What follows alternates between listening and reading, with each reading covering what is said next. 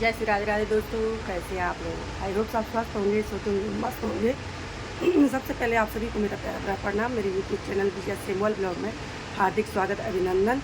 मौसम के हाल देखिए, आज सुबह से ही मौसम बहुत ठंडा हो रहा है। रात में बारिश हुई और इस टाइम बूंदाबांदी शुरू हो चुकी है और ठंडा ठंडा मौसम हो रहा है। बादल खूब अच्छे से आए हुए हैं। इधर सामने लोग गाँव में आड़ा भी फूँक रहे हैं, जो खेतों के अंदर जो घास फूस होते हैं, वेस्ट मटेरियल मतलब जिसको बोलते हैं, वो फूँक रहे हैं। पूजा रूम में इतने सारे दीमक लगे ना, ये लाइनें बनी हुई सारे, मैं इनको उखाड़ते जा रही है, फिर जुड़ाते जा रहे हैं। और आज मैंने चौकी भी इस ढंग से हो गई है। पूरी चौकी ये देखो इस ढंग से दीमकों ने बराबर कर दी है। तो इस दीमक की अगर किसी के पास सही दवा हो जिससे ये दीमक ना लगे तो मुझे बता दीजिएगा प्लीज़। अखबार बिछाई थी, अखबार भी इस हालत है। सभी अखबारों में ऐसे कर रहे हैं, चाहे कुछ भी चीज़ पर कपड़ा बिछाओ तो कपड़े पर भी ऐसे कर रहे हैं। क्या चीज़ है जिससे कि इसे निपटा जाए। मौसम अच्छा है तो ससुर जी भी घूम रहे हैं और सुबह सुबह का वक्त है। मैं आ गई हूँ किचन में और अब नाश्ते की तैयारी कर रही हूँ। तो औरों को तो खिला दिया, ससुर जी को खिला दिया है, हस्बैंड साहब को खिला दिया, वो अपने कामों पे चले गए हैं। आज हमारा संडे है तो मैं आराम से बना रही हूँ। अभी मैंने पूजा रूम साफ किया, उसके बाद पूजा करके मैं यहाँ पे आ चुकी हूँ। चाय हमने सुबह पी दी थी और मैंने बेटे को भी पूछा कि नाश्ता में क्या बनाऊँ, क्योंकि उसे कुछ अलग से चाहिए होता है संडे या छुट्टी के दिन।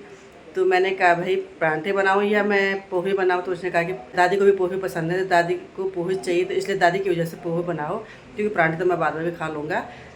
तो बच्चे हैं ना, अगर दादी दादा के साथ रहते हैं तो उनको दादा दादी की बहुत फिक्र होती है। हर समय कुछ भी खाना हो, कहीं भी जाना हो, पहले दादा दादी को पूछेंगे, तब जा करके वो हमें कहते हैं कि चलो हम भी आ रहे हैं।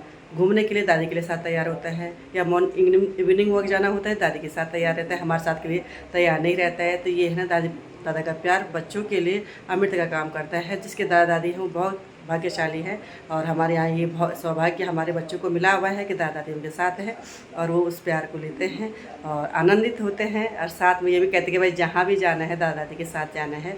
हालांकि दादी कहती कभी कभी हम बुजुर्ग हम नहीं आ पाते हैं, लेकिन जो अगर वो अपनी समस्या बताए तो बात अलग है, लेकिन वैसे वो दादा दादी के साथ जाना ज़्यादा पसंद करते हैं। तो मुझे बहुत अच्छा लगता है और मैं भी कहती हूँ कि पहले दादा दादी को पूछो, जो भी खाना हो पहले दादा दादी को दो, उसके बाद खुद खाओ।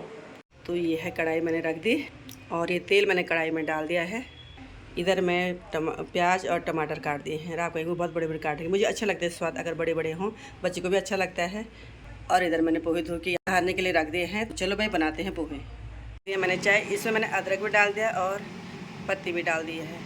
तो चाहे जाड़ा गर्मी बरसात कोई भी मौसम हो, हम बिना अदरक के चाय नहीं पी रहे। बताओ ये कब से हो रहा है? जब से कोरोना हुआ है, यानी 20-21 से हम लगातार ही गर्मी सर्दी हो बरसात कोई भी मौसम हो, हमारा अदरक बिल्कुल नहीं छूट रही है। साथ में सुनने में आई कि कोरोना फिर से लौट आया है और 1-2 केस भारत में ही मिले हैं, लेकिन अभी यहाँ पे तो कोई ऐसी सूचना नहीं है। लेकिन और जगह की सूचना ऐसे मिल रही है कि वहाँ पे किसी की 3-4 डेथ भी हो गई है। अब एग्जैक्ट मुझे याद नहीं रहा कहाँ की सूचना मैंने पढ़ी थी, कल न्यूज़ में सुना था। लेकिन हमें कितने बार हो गया, कितने बार चलेगा वो मुझे लग रहा है, क्योंकि जुकाम सर्दी जो ये हो रहा है ये कोरोना के सिम्टम्स है और ये हमें न जाने कितने बार हो गया, कितने बार चले गया है। यानी हमारे जो उत्तराखंड के लोग हैं या भारतवर्ष के लोग हैं वो इतने ज़्यादा कर्मठ हो गए हैं, इतने ज़्यादा स्ट्रॉन्ग बन गए हैं ना, तो उनको ये चीज़ें कोई असर ही नहीं करती। और ये आए दिन होता रहता है, ये पहले से भी होता रहता था, लेकिन पहले सोशल मीडिया नहीं था तो पता नहीं चलता था। अब सोशल मीडिया है तो हर चीज़ खबर न्यूज़ पे आ रही है, हर चीज़ सोशल मीडिया पे हो रही है, इसलिए ज़्यादा पता चल रहा है। कोई भी काम आजकल ही नहीं हो रहे, पहले से होते आ रहे हैं, लेकिन वही है ना, सोशल मीडिया की वजह से पता चल जा रहा है। कहीं कोई भी काम समाज की अच्छाया हो चाहे बुराया, छोटी सी भी न्यूज़ हो रही है सोशल मीडिया में डाल देते हैं। कहीं कोई गुमशुदगी, कोई कुछ कोई खो रहा है, कोई चोरी हो रही है, कोई कुछ भी हो रहा है, सब चीज़ें गाँव की है, बाज़ार की है, बाहर के अंदर के सारी चीज़ें सोशल मीडिया के माध्यम से हमें पता चल जा रही है। कहाँ का क्षेत्र कैसा है, कहाँ क्या हो रहा है, कौन सी खेती हो रही है, कौन सा मौसम है, कैसा है, क्या सांस्कृतिक प्रोग्राम हो रहे हैं, शादी हो रही है, ब्याह हो रहा है, कुछ भी हो रहा है, मुंडन हो रहा है, ये सब हमें सोशल मीडिया से पता चल रहा है। किसके रीति रिवाज कैसे हैं ये भी सोशल मीडिया से ही पता चल रहा है। तो मतलब हम पूरे भारतवर्ष के जितने लोग हैं, सोशल मीडिया से काफ़ी फ़ायदे भी हैं, काफ़ी नुकसान भी हैं, लेकिन अधिकतर प्रयास करें कि फ़ायदे वाली चीज़ें हम करें, नुकसान वाली ना करें, क्योंकि नुकसान वाली चीज़ें करेंगे तो सभी परेशान रहेंगे। जगह पोहा, अगर इसमें थोड़ा धनिया के पत्ते भी होते तो बहुत टेस्टी होता है, लेकिन धनिया के पत्ते आज है नहीं। कोई मेरा पर्सनल वो नहीं है कि मैं अपनी रेसिपी डालूँ, रेसिपी वाला ब्लॉग मेरा है ही नहीं, लेकिन मैं इसमें बीच बीच में क्या क्या बना रहे हैं, क्या खा रहे हैं, किस ढंग से मैं बनाती हूँ, बस इसी को डालती हूँ, अपने दैनिक दिनचर्या डालती हूँ और अपनी कितने मुझे सगोर है, कितने क्या होता है वही डालती हूँ, बाकी कुछ नहीं। आप भी आइए और चलो खाते हैं। अब देखो ना, कपड़े डाल रखे हैं धूप में और आ गई हल्की सी चुनचुना बारिश।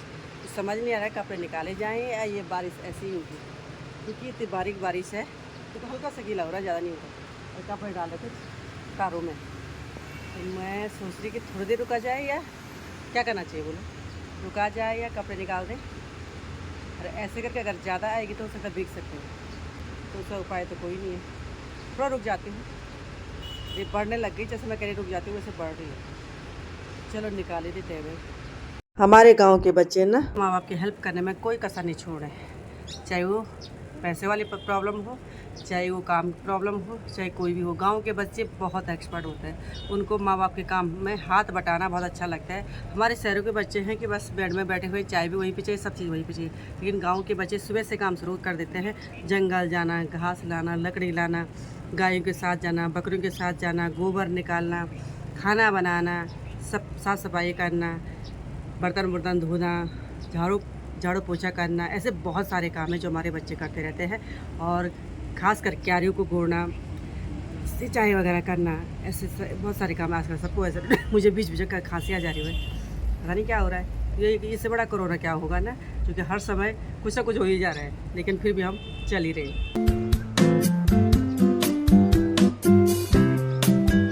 मौसम के हाल की जानकारी माँ जी भी ले रही है। माँ सोच रही वहीं पर बैठ जाए हैं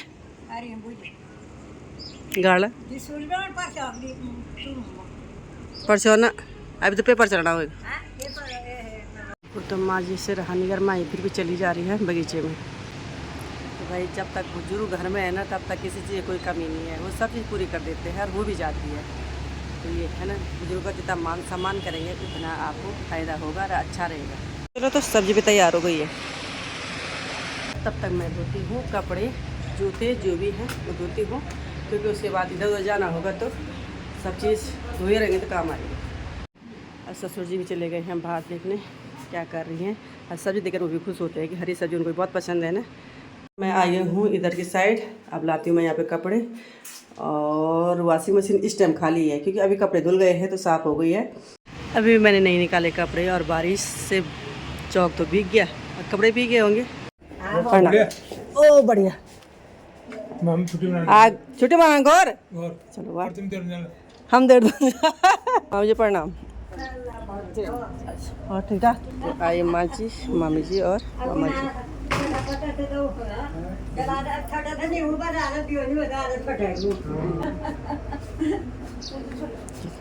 हम डराएंगे तुम मौजा तो बना बता वो खेलो तुम हम सब कुछ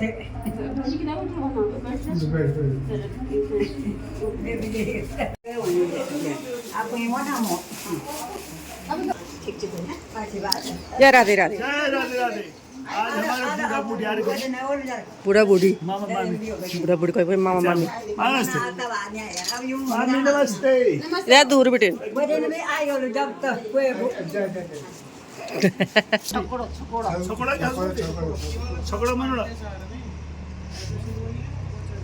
मेहमान आए और इन्होंने खाने के लिए मना किया।